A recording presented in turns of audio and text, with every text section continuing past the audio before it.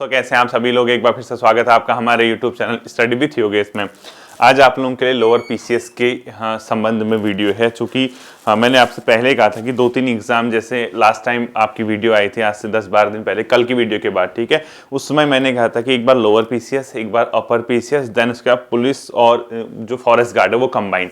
तो मान के चलिए 1 या 2 दिन, ठीक है, 1 या 2 दिन समझाने वाली वीडियो आएंगे। जैसे आज लोअर पीसीएस का हो गया, कल पुलिस या फॉरेस्ट गार्ड का हम देखेंगे, देन उसके बाद एक और एग्जाम है कोई सामने उसके बाद, ठीक है। तो उसके बाद जैसे कनिष्ठ सहायक का एग्जाम आपका 19 जनवरी को फिलहाल प्रस्तावित है, क्योंकि निकाय चुनाव की भी बात चल रही है। अब देखते हैं कितना इसमें आगे पीछे होता है या उसी डेट पे होता है। तो मान के चलते हैं हम अपनी स्तर से कि 19 जनवरी को ही आपका एग्जाम होगा, ये मान के चलते हैं।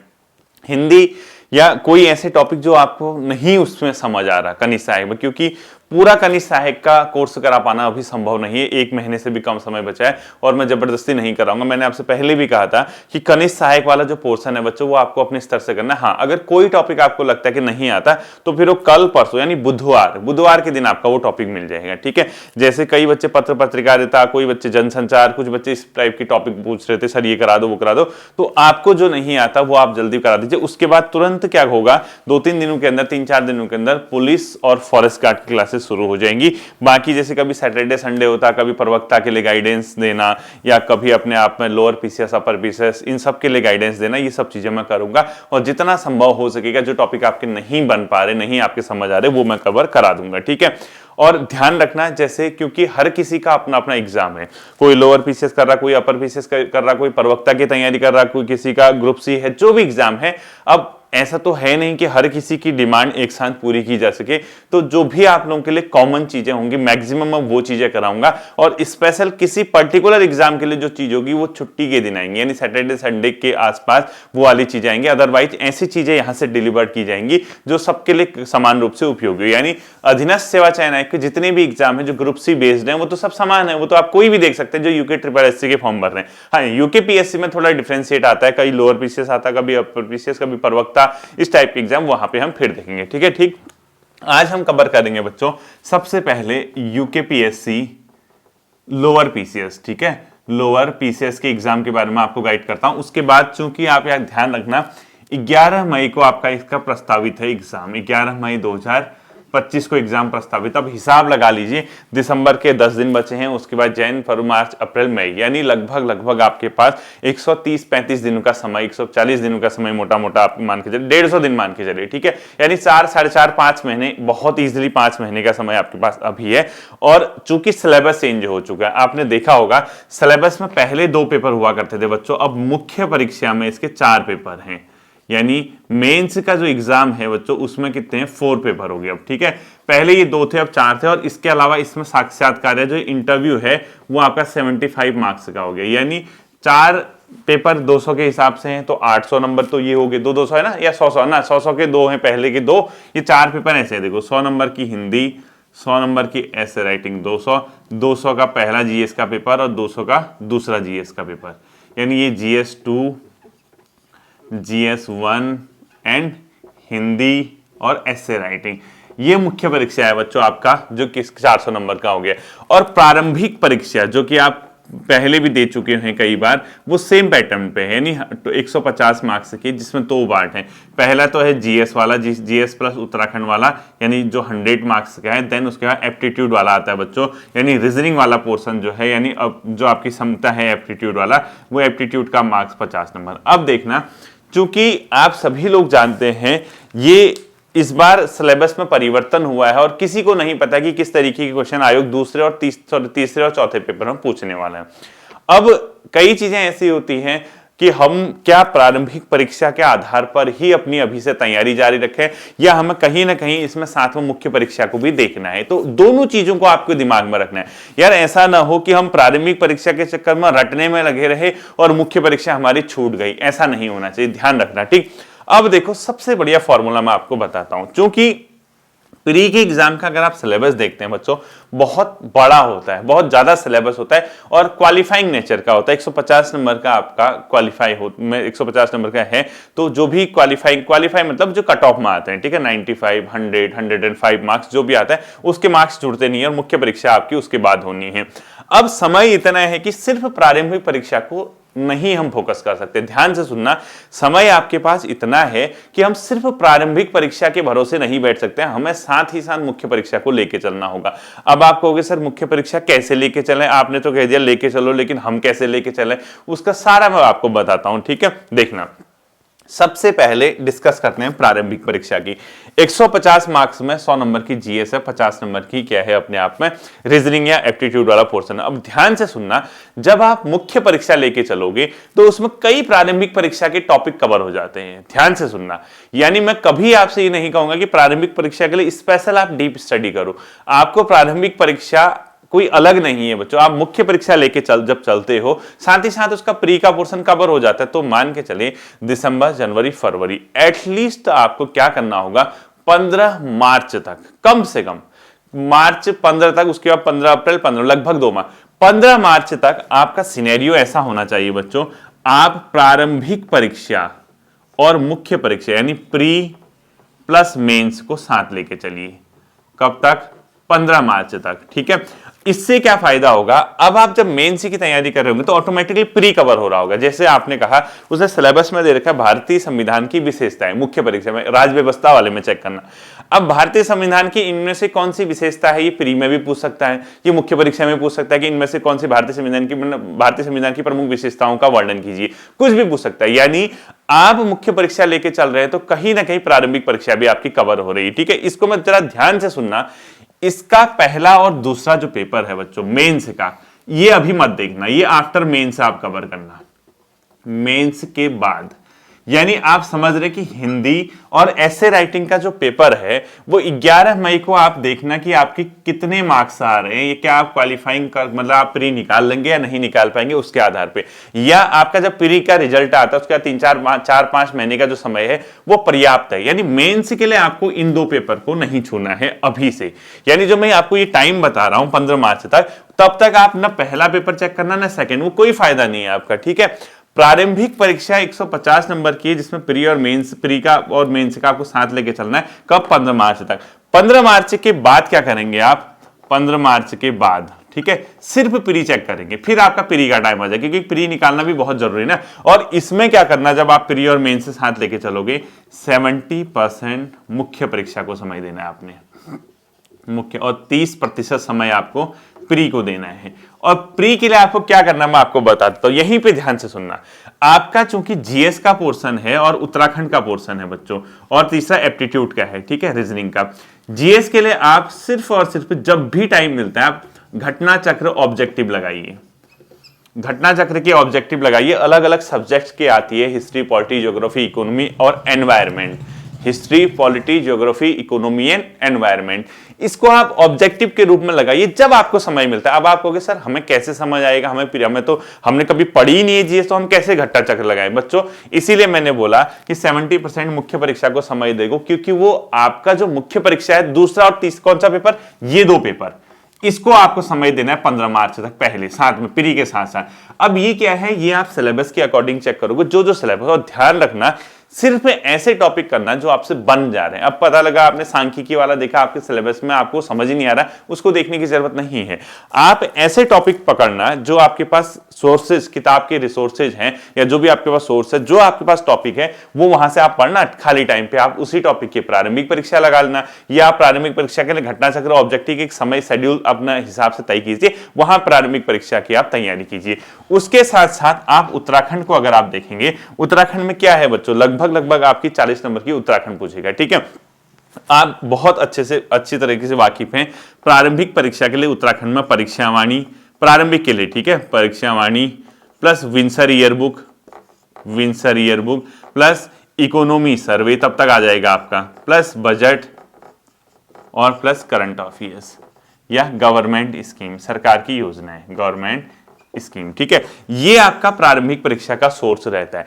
परीक्षावाणी उत्तराखंड की आपके पास होगी। विंसर ईयर बुक अब जो आएगी लेटेस्ट वाली, नई जो आने वाली होगी, जो वर्ष 2024 की करंट अफेयर्स को कवर करेगा वो। इकोनॉमी सर्वे जब आएगा फरवरी के माह में वो। इसके अलावा बजट जो फरवरी के माह में आएगा वो। इसके साथ करंट अफेयर लास्ट 6 मंथ का वो मैं कराता ही हूँ, आप लोग जानते हैं। और गवर्नमेंट की जो प्रमुख योजनाएं हैं ये सब मिल जाएगा। ये सब सारी चीजें मैं कराते रहता हूँ समय के साथ साथ, प्ले लिस्ट में भी सारी चीजें बनी है। तो प्रारंभिक परीक्षा के लिए आपको ये देखना है। लेकिन ये ध्यान रखना, जब मैंने कहा कि आपको 15 मार्च तक क्या चीज, ये तो आप कंप्लीटली, ये कब डेडिकेट हो गई इसमें, ये कंप्लीट इसमें आप तब जाना है आपने 15 मार्च के बाद, जब आप कंप्लीट किसकी तैयारी करोगे, प्री की, तब उत्तराखंड का पोर्शन है। घटना चक्र अभी से आपको ये टारगेट बनाना होगा कि 15 मार्च तक आपका एक बार जो ये 30% आप समय दे रहे हैं, ध्यान से सुनना, प्री को जो आप 30% समय दे रहे हैं उसके अंदर आपका घटना चक्र, ऑब्जेक्टिव, उत्तराखंड का ये कंटेंट कवर हो जाना चाहिए, तब तो आपको फायदा है। उसके बाद आप रिवीजन के क्षेत्र में आ जाएंगे तो प्रारंभिक परीक्षा आपकी बहुत अच्छे से निकल जाएगी, ठीक है।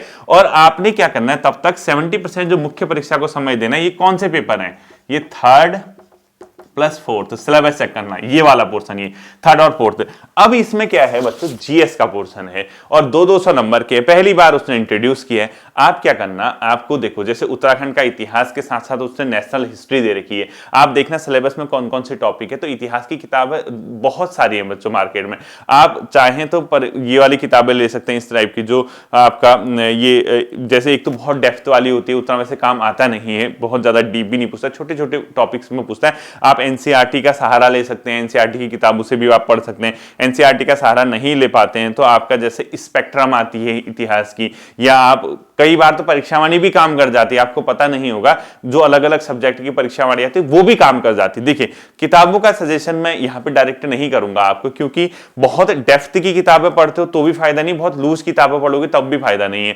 आप अपने स्तर से देखना कि आपको इतिहास का कंटेंट किन किताब में ठीक ठाक मिल जाता है, जहां बहुत डेप्थ भी नहीं हो, इजी लैंग्वेज भी हो। पॉलिटी जैसे लक्ष्मीकांत चलती है, वो बेहतर किताब है और बहुत आप चेक करना कि सिलेबस उसने जो दिया है इतना भी वो नहीं दिया, मतलब बहुत कवर, जैसे अधीनस्थ क्या करता है सारा सिलेबस डाल देता है, क्वेश्चन को पूछता है, लेकिन इसके मेन से में आप देखना टॉपिक सिलेक्टेड दिए हुए हैं।